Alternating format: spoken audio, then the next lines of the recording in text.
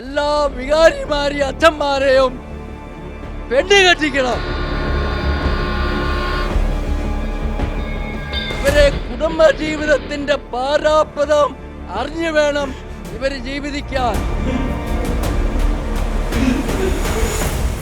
എന്നും ഉപദ്രവമായിരുന്നു. അച്ഛനാ. ആ മകളെയും കൊന്നില്ലേ ഇവനെ ഇവര് അറസ്റ്റ് ചെയ്യേണ്ടതാണ്. ഇവര് ശരിക്കും കൊലപാതകള്. അത് ഈ മൂലക്കാട്ട് പിതാവ് കാണിച്ചത് ശരിയാണോ? സ്ത്രീ എന്ന നിലയ്ക്ക് ഞാൻ പറയാം, ഒരമ്മ എന്ന നിലയ്ക്ക് ഞാൻ പറയാം.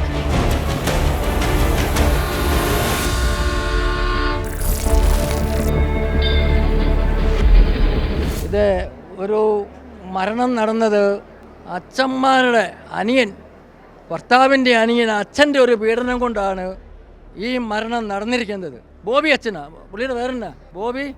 പുള്ളി ആൾ ശരിയല്ല. ഈ പീഡനം സഹിച്ച് ആ അമ്മയും മകളോട് ആത്മഹത്യ ചെയ്തു. ഇനി ഒരു കുടുംബത്തിലും ഈ ഒരു സംഭവം നടക്കാതിരിക്കട്ടെ എന്നുള്ളതാണ് പറയാനുള്ളത്. പിന്നെ ഇന്ന് അവിടെ ഞാൻ പോയിട്ടുണ്ടായിരുന്നു, ഈ പെണ്ണിൻ്റെ വീട്ടിൽ, ഏറ്റുമാനൂർ വീട്ടിൽ പോയിട്ടുണ്ടായിരുന്നു. മൂലക്കാട്ട് പിതാവ് വാസവനെ വിളിച്ചിട്ട് 40 പോലീസ് വണ്ടി അവിടെ വന്നിരിക്കുന്നത്. അത് ആരെ ചൊല്ലിയാ? ഈ അച്ഛനെ ചൊല്ലിയാണ്. അച്ഛനകത്ത് പോകരുത് എന്ന് കോട്ടയം രൂപതയിലെ മൂലക്കാട്ട് പിതാവ് സംസാരിച്ച് വാസവനുമായിട്ട് സംസാരിച്ചാണ് ഇത്രയും ഈ പ്രബലമായ സംഭവം പോലീസുകാരെത്തി ഈ സംഗതി നടത്തിയിരിക്കുന്നത്. ഇതിൻ്റെ ആവശ്യം എന്നതാ? 2 മക്കളെയും ആ മകളെയും കൊന്നില്ലേ ഇവനെ ഇവർ അറസ്റ്റ് ചെയ്യേണ്ടതാണ്. മൂലക്കാട്ട് പിതാവ് പറയേണ്ട കാര്യം, വാസവനെ വിളിച്ചിട്ട് പറയേണ്ട കാര്യം, ഈ ഭർത്താവിനെ അറസ്റ്റ് ചെയ്യണം. ഇവർ ചെയ്തോ? ഇവരാർക്കാ കൂട്ടുനിന്നത്? വാദിക്കല്ല, പ്രതിക്കാണ് കൂട്ടുനിന്നത്. അത് ഈ മൂലക്കാട്ട് പിതാവ് കാണിച്ചത് ശരിയാണോ? ഈ ഭാരതീമാരെ ഈ ഭൂമിയിൽ വെച്ചോണ്ടിരിക്കാൻ പാടില്ല.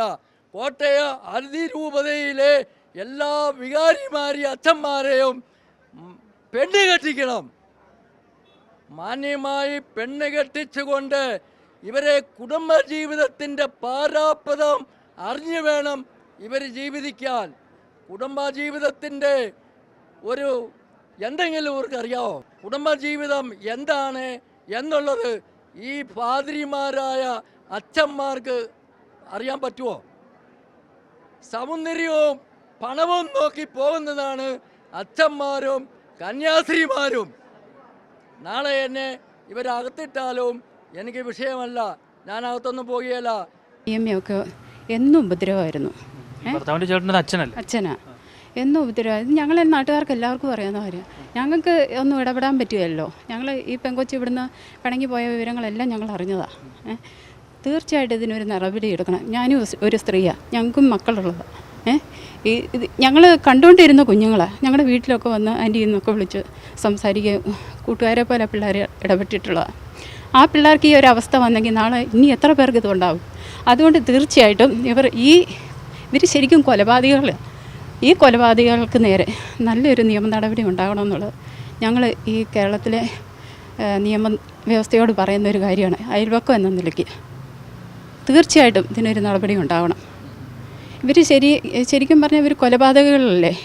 പ്രത്യക്ഷമായിട്ടല്ലെങ്കിലും ഇവരുടെ ക്രൂര പീഡനം കാരണമല്ലേ ഈ പെണ്ണും പിള്ളേരും ഈ ട്രെയിനിൻ്റെ മുന്നേ ചാടേണ്ടി വന്നത്. അതിന് തീർച്ചയായിട്ടും ഒരു സ്ത്രീ എന്ന നിലയ്ക്ക് ഞാൻ പറയാം, ഒരമ്മ എന്ന നിലയ്ക്ക് ഞാൻ പറയാം, ഇവർക്ക് നേരെ നല്ലൊരു നടപടി ഉണ്ടാവണം. എനിക്കിത്രയേ പറയാനുള്ളൂ.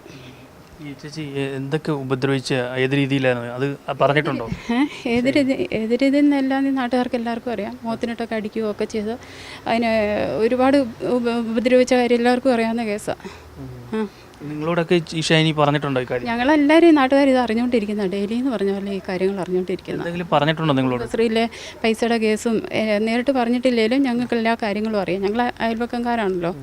അപ്പോൾ ഈ നാട്ടിലുള്ള എല്ലാവർക്കും കാര്യങ്ങൾ അറിയാം, സ്പഷ്ടമായിട്ട് അറിയാവുന്ന കാര്യങ്ങളാണ്. ഈ കുടുംബശ്രീയിലെ പൈസ എടുത്തിട്ട് എന്താ ചെയ്തത്? കുടുംബശ്രീയിലെ പൈസ എടുത്തിട്ട് അവർ വീട്ടിലാണ് വിനിയോഗിച്ചത്. എന്നിട്ട് പറഞ്ഞത് ഈ ഷൈനിയുടെ വീട്ടിലേക്ക് അത് കൊണ്ടുപോയെന്നാണ് എന്നാ പറയുന്നത്. അവർക്ക് എന്ത് വേണേലും പറയാമല്ലോ. എനിക്ക് ഇത്രയും പറയാനുള്ളേ. ഇതാ അവിടെ നടന്ന കാര്യം. എന്നാന്ന് വെച്ചാൽ കുഞ്ഞു കുട്ടികളല്ലേ, ഞങ്ങളൊക്കെ കണ്ടുകൊണ്ടിരുന്നതല്ലേ ഓടിച്ചാടി നടക്കുന്നത്, ഞങ്ങളും അമ്മമാരല്ലേ.